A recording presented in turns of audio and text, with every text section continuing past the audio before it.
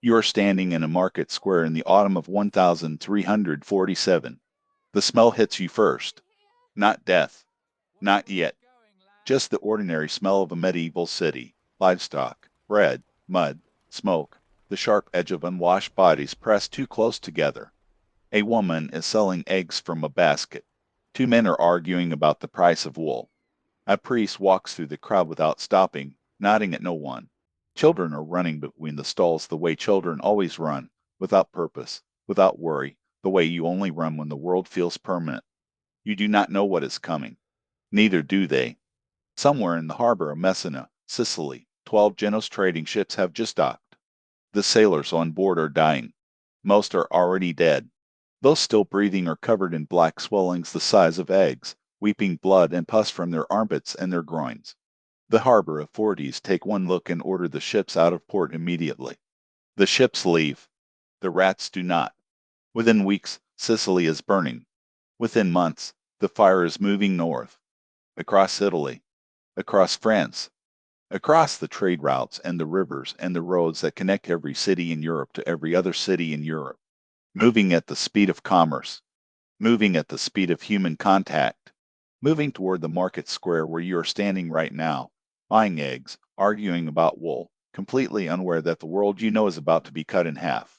This is the Black Death, and this is what it was like to be alive inside it. Not everyone died. That is the first thing history gets wrong. The Black Death killed between a third and half of Europe's population over 4 years. Somewhere between 25 and 50 million people. Numbers so large they stop meaning anything the moment you say them out loud. But the inverse is also true. Between half and two-thirds of Europe survived. They woke up every morning inside the worst catastrophe their civilization had ever seen, and they kept going. They buried their neighbors and opened their shops. They watched their children die and planted their fields the following spring. They prayed without answer and kept praying. This is not a story about death. It is a story about what ordinary life looked like when death moved in next door and refused to leave. To understand what people were actually living through, you need to understand what the plague did to a body. Because in 1347, no one had a name for it yet. No one had a framework. What they had was what they could see. It began like a cold, fever, headache, the kind of thing you ignored because ignoring small sickness was the only way to function in a medieval body. Then the swellings appeared, in the groin, the armpit, the neck. Hard, hot lumps the size of a walnut growing to the size of an apple within hours. The pain was described by survivors as unbearable, not the dull ache of ordinary illness. Something that made people scream in their beds in the middle of the night while their families pressed against the walls of the single room and listened. After the swellings came the bleeding. Beneath the skin, tiny hemorrhages turning flesh black. Blood in the cough. Blood from the nose. Internal bleeding that left dark patches spreading across the body like a map of somewhere terrible. Most people were dead within 5 days of the first symptoms. Some within 3. A few within hours. And the ones who lived in the same house as the dying were almost certainly next. Here is what no one tells you about the Black Death. The people living through it did not know it was one disease. They did not know it was transmitted by fleas on rats.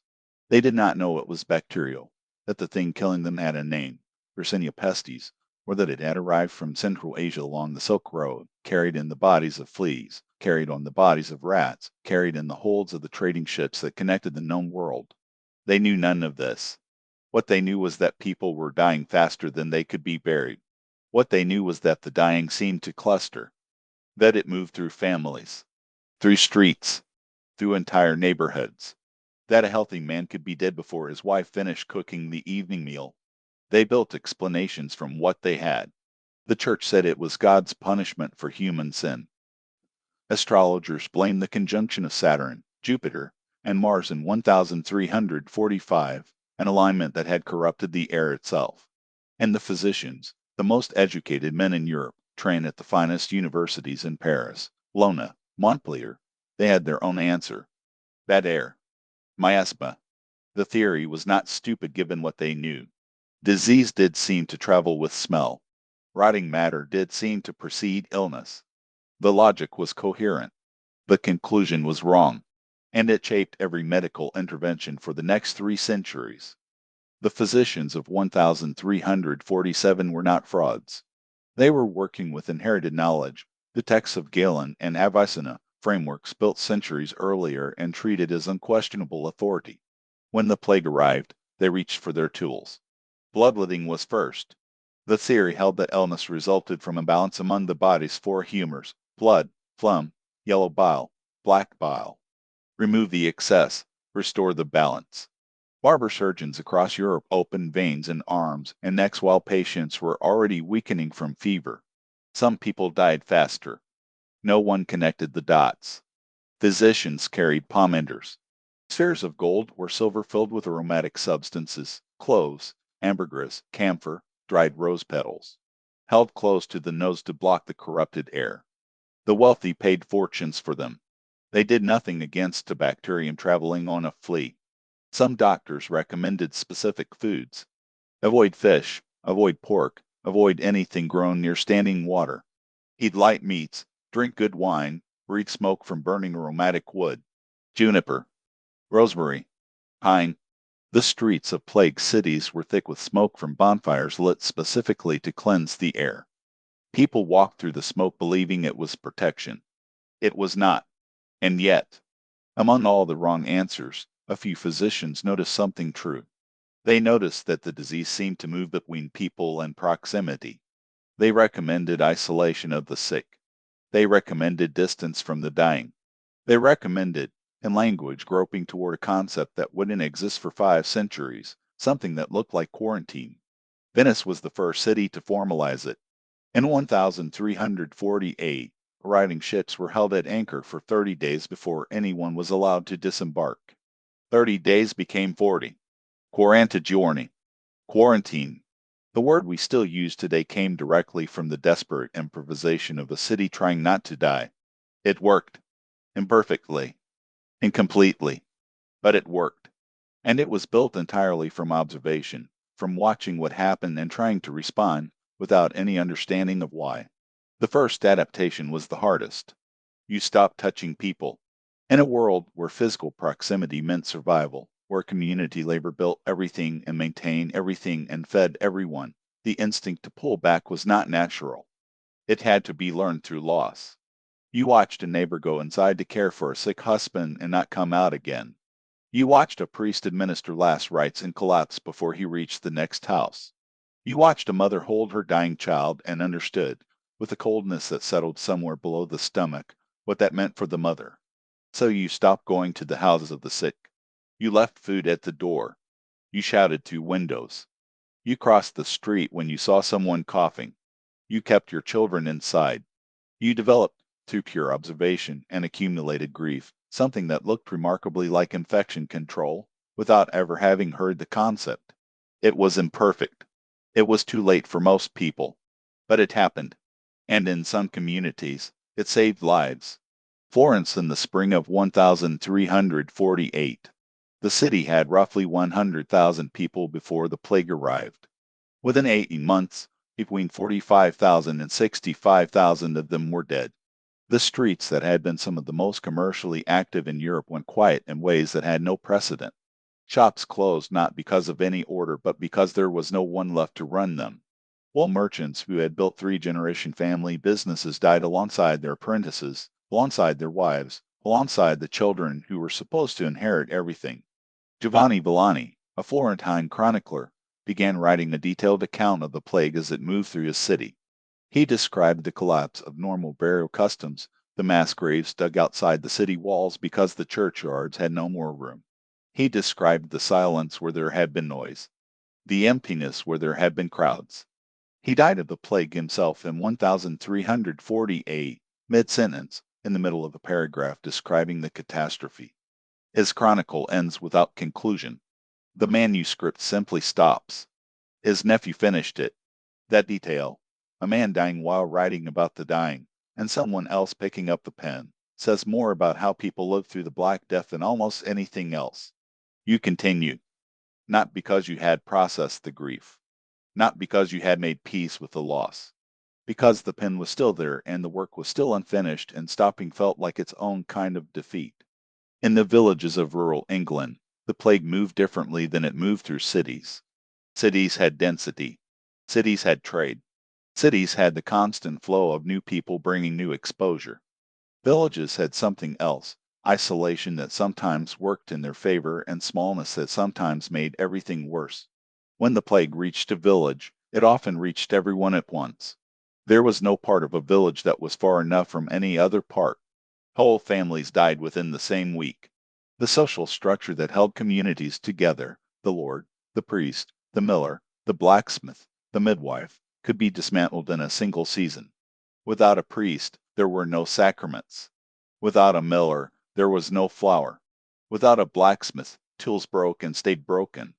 The interdependence that made village life function became, in the plague years, a map of how completely a community could unravel. Some villages disappeared entirely. In England alone, historians have identified more than 1,300 settlements that were abandoned during or after the Black Death, places that simply ceased to exist as living communities. The land was reclaimed by grass and scrub. The buildings dissolved back into the earth. By the time anyone looked for them, there was nothing to find. But other villages held, and the ones that held shared something. Not immunity, not luck, or not only luck. They held because enough people survived to keep the essential functions running, because someone continued to mill the grain and tend the animals and plant the fields, because the ordinary work of staying alive is harder to kill than the people doing it. The economics of the plague were strange and brutal, and, for some people who survived, almost incomprehensible in their consequences. Labor had always been cheap in medieval Europe. There were always more peasants than work. Lords held power partly because they controlled access to land and the desperate poor needed that access to eat. The system had been stable for centuries. The plague dissolved it in 4 years. When half the workforce dies, the workers who remain are suddenly valuable in ways that would have been unthinkable 12 months earlier. Peasants who had been legally bound to land for generations began to leave, to negotiate, to demand wages that would have been laughed at before the plague.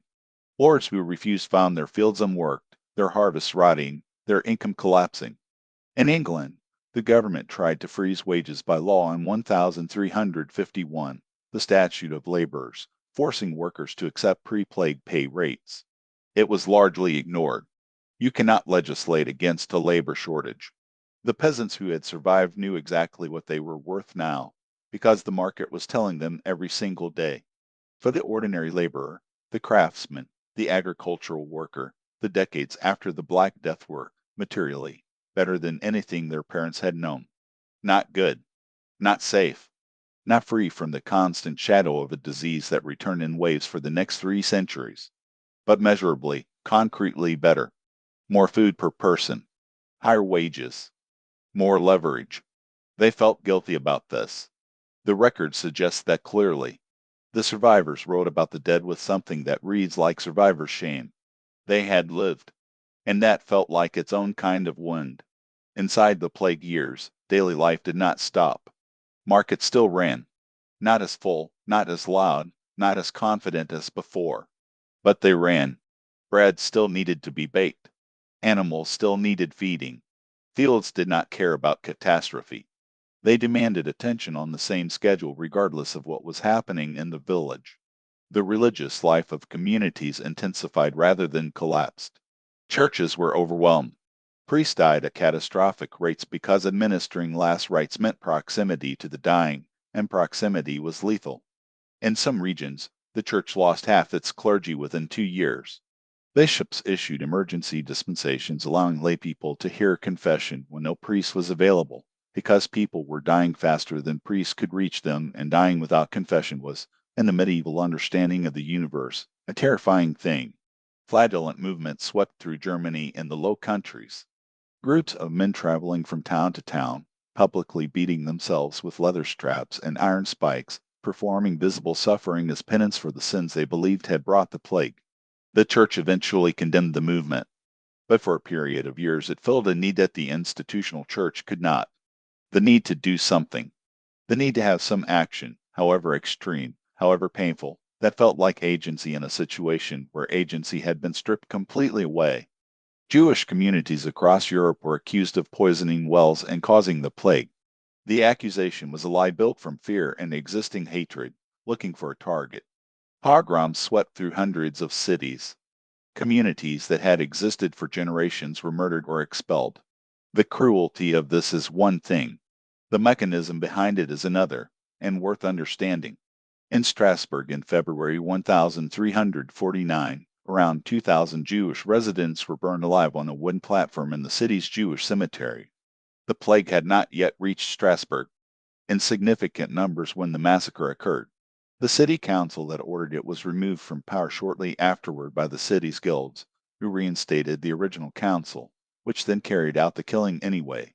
The plague arrived in Strasbourg several months later, after the massacre. It killed people indiscriminately. This is what mass fear does to the capacity for reason. It does not eliminate reason. It redirects it. The logic still functions, but the premises are wrong, built from terror and tribalism, and the conclusions become catastrophic. The same cognitive machinery that, in better circumstances, helps communities survive, becomes in the worst circumstances the engine of atrocity. There is a detail from Florence in 1348 that does something to you when you let it settle.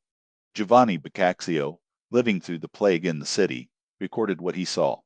He described people dying in the streets, neighbors refusing each other's homes, families abandoning the sick. And then he described something else. A group of 7 young women and 3 young men retreating to a villa outside the city to wait out the plague, spending their days telling each other stories. 100 stories told over 10 days. The Decameron, one of the foundational works of Western literature, written inside the catastrophe, not after it, inside it, as a way of holding on to something human while everything human was being stripped away. People have always done this, not because they are naive about the danger, because they understand, at some level below conscious thought, that the things you make in the dark are the proof that you intend to still be there when the light comes back. By 1351, the first wave was largely over in Western Europe. The cities began to count. Florence had lost somewhere between half and two-thirds of its population. Venice, similar. Paris, perhaps a third. London, a third to a half. Entire villages in rural France and England simply ceased to exist. The people died or fled, and no one came back, and the land slowly swallowed the buildings, and by the time anyone thought to look, there was nothing there but grass and old foundation stones. And yet, the cities rebuilt. Not the same. Not quickly. Not without enormous loss of accumulated knowledge and culture and human connection. But they rebuilt, because the people who survived were still people, still carrying the same human need to make things, to connect, to create order in the space where chaos had been. The Black Death did not end in 1351. It returned in 1361, in 1369, and waves through the following decades and centuries, never again as devastating as the first arrival, but never fully absent either. The people who survived the first wave spent the rest of their lives knowing it could come back. And it did. And they kept living anyway. Not because the fear went away, because living was the only available response to the alternative. The woman selling eggs in the market square in the autumn of 1347. We do not know her name. We do not know if she survived. We know she was there, in the ordinary morning of the world, before the ships docked in Sicily, before the rats came ashore, before everything changed. She was not a historical figure. She was Tuesday, and Tuesday is what this channel is built to show you. If this world felt real to you, if for even a moment the woman selling eggs stopped being medieval history and started being a person standing in a market, then you already understand what this channel is. Subscribe, and tell me in the comments, do you think you could have survived the Black Death? Because where we're going next is darker still.